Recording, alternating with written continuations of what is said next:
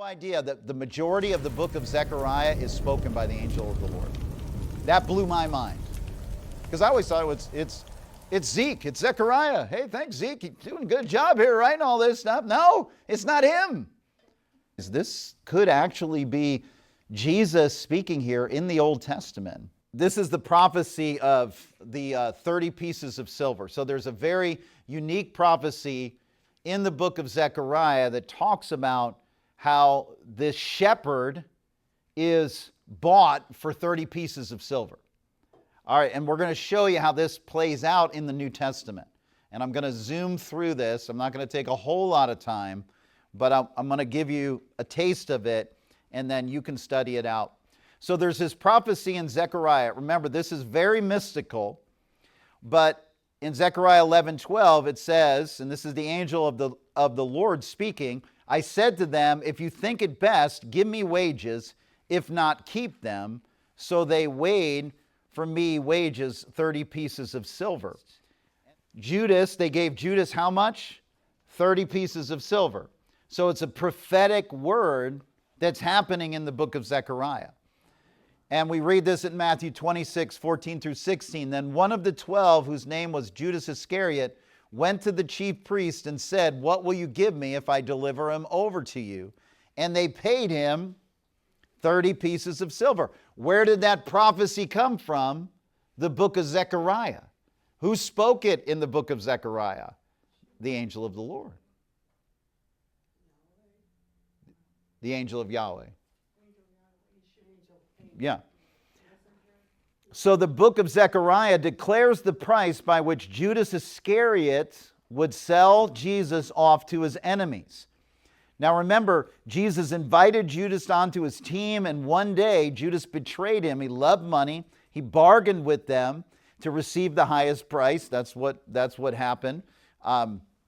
We know he was delivered over to his enemies through Judas. We see that. Jesus says, it's recorded what happened on that in 1 Corinthians, that Jesus was delivered over through Judas, who betrayed him. But just as it was spoken by Angel-Yahweh in the book of Zechariah, Judas agrees to betray Jesus for 30 pieces of silver and brings his enemies to the place where Jesus was praying. We remember the story, right? It was prophesied in the book of Zechariah. The chief priests paid for the betrayal of Jesus through the temple's firstborn son fund. Okay. Which basically means that the way that the temple got money is they charged you for the firstborn son. So any firstborn animal, firstborn son, they would have to pay a tax to the temple. So how did the temple have the money to pay Judas to betray Jesus? They took it out of the firstborn son fund. Let's say that together. Firstborn son fund. It sounds so corny, but it's fun to say. Merry Christmas. Anyway, okay. So are you guys following me so far? So they wanted to give Judas something. Judas was like, well, I'll do it for 50. And they're like, well, how about 10? I mean, he bargained. They came to 30, okay? That's what it says. And then they took money out of this fund and they gave it to Judas, who then betrayed Jesus for 30 pieces of silver, which was prophesied in the book of Zechariah by the angel of the Lord, the angel of Yahweh. Blows my mind, okay? Like, what? What's happening? Okay. So this same amount of money obtained for the redemption led to the betrayal of Jesus. Now it's interesting because the only other time that, you can see this in Numbers, about the firstborn son fund we talked about. You guys remember that? And it says in Numbers 3:49-50, so Moses took the redemption money from those who were over and above those redeemed by the Levites. From the firstborn of the people, Israel took the money. So this was a principle that was set out in the Torah in the first 5 books that you would collect. So, from Melinda, we'd collect, some for Shelby, her firstborn, and, Sue's firstborn. Yeah, we'd take the money for their firstborn. That's how they had the money. Now let's go on and see what happened. So in Matthew 27, we're in the New Testament, it says, then was fulfilled what had been spoken by the prophet Jeremiah. Wait a second. I thought we were in Zechariah. Why does it say the prophet Jeremiah?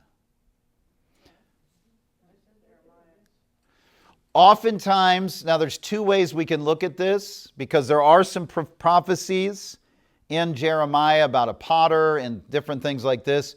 But most likely Jeremiah has the most words of any book in the Old Testament.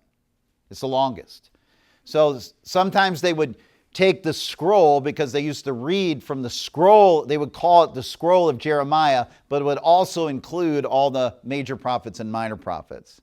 So sometimes they say it was attributed to Jeremiah, but it was actually from the scroll of Jeremiah. Does that make any sense? That's where people say, you see, the Bible is inaccurate. There's inaccuracies there. It's from Zechariah. It's not of God. No, you just don't understand culture, okay? So, prophecy, okay? And it says, and they took the 30 pieces of silver, the price of him whom a price had been set by some of the sons of Israel, and they gave them for the potter's field as the Lord directed me. So it's a very mysterious prophecy.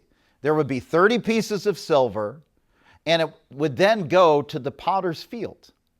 And Judas fulfills this when he betrays the Messiah. But it's a very odd prophecy, and I want you guys to read this for your assignment this week, after we have a celebration victory on Tuesday. Amen. Shalalabasanda. All right. And Thursday, Friday, what's going to happen? We're going to pray tomorrow. Okay. So Matthew assigns this prophecy to Jeremiah, but it's most likely from the book of Zechariah. We talked about that. In Zechariah 11:12, Angel-Yahweh is saying, this is where I want you to study this out.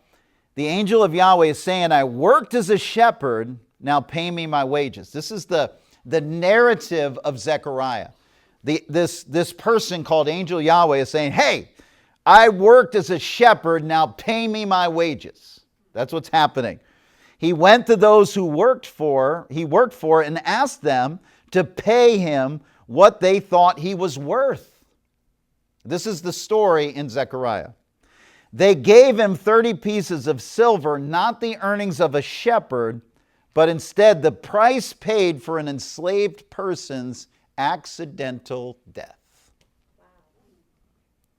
Where do we get that? Exodus 21:32. If an ox gores a slave, male or female, the owner shall give their master 30 shekels of silver. So this is the picture in Zechariah that the angel Yahweh is saying to the people of Israel, I'm supposed to be your shepherd. Pay me. Okay? And they're like, oh, yeah. And they just gave him 30 pieces of silver, which is not the price of a shepherd. Basically saying, we don't want you as our shepherd, but we'll pay you for the price of a slave that was accidentally killed. Okay, this is deep. It's mysterious. This is a big piece of meat we're going to be chewing on for a while. It's super mysterious. But what did the authors of the New Testament do? They go into the Old Testament and they pull this odd scripture out of Zechariah and they say, you see, it's fulfilled. And you're going, really? Whoa. Because that's why we can't read scriptures lightly. I'm trying to guide you in this. That's why I gave you the color-coded Bible, right?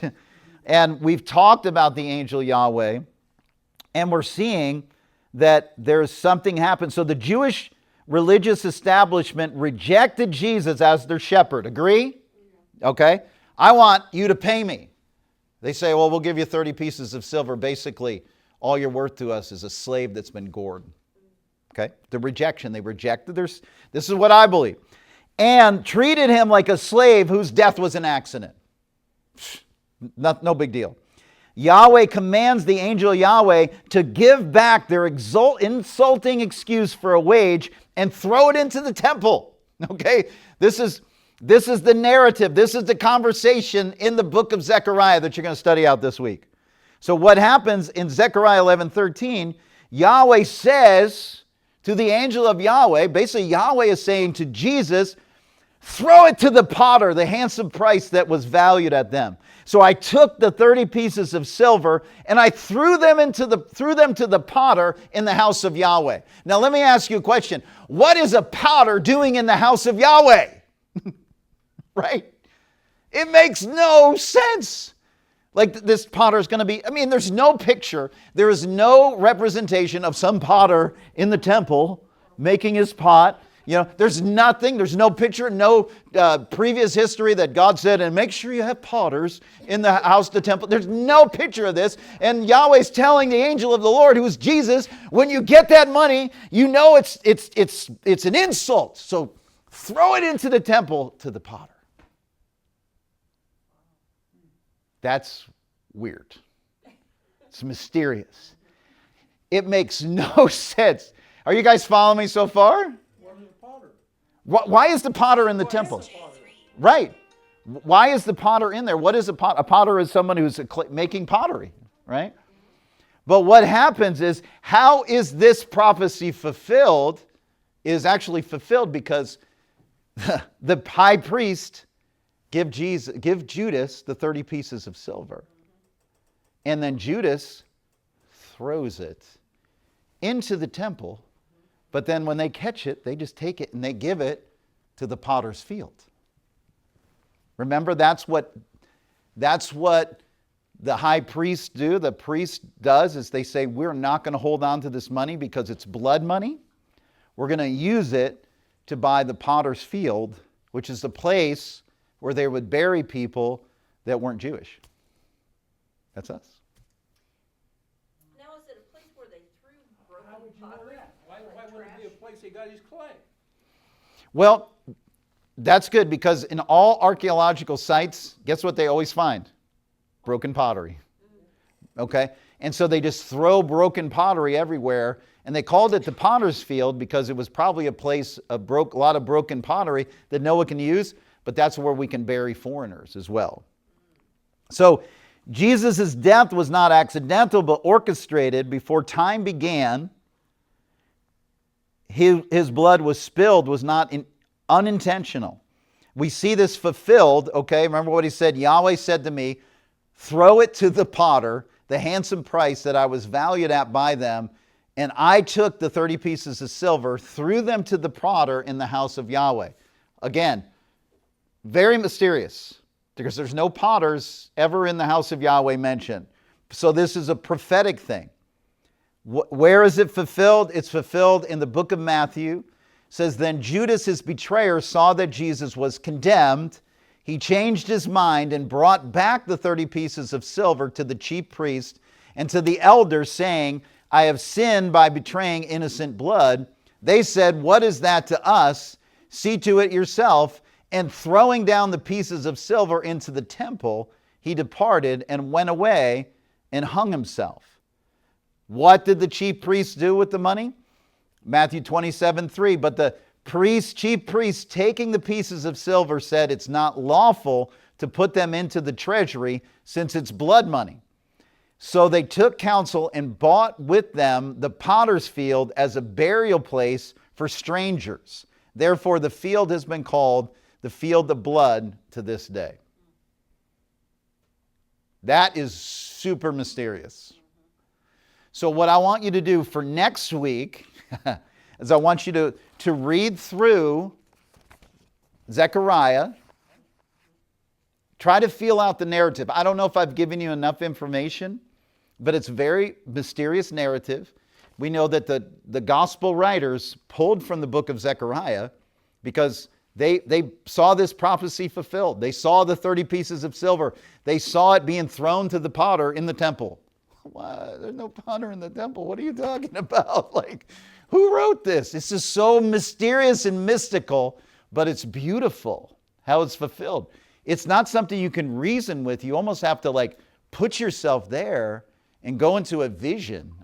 That's all I can say is vision this stuff out to see how it was so beautifully, miraculously fulfilled so that Jesus could prove to the Jewish people, this is who I was, and prove to the whole world.